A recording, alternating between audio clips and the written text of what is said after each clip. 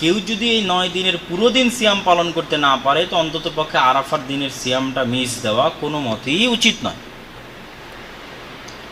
কেননা আরাফার দিনে যত বেশি পরিমাণ মানুষকে আল্লাহ সুবহানাহু ওয়া তাআলা ক্ষমা করে থাকেন, আর পৃথিবীর কোনো দিনে এত বেশি পরিমাণ মানুষকে আল্লাহ সুবহানাহু ওয়া তাআলা ক্ষমা করেন না। যদিও সেই ক্ষমা করার বড় একটা অংশ যারা আরাফার মাঠে অবস্থান করছে তারাই পায়।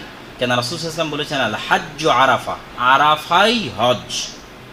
যে আরাফা পেল তার হজ হয়ে গেছে, যে আরাফা পেল না রেড লাইন ক্রস করে দিয়েছে।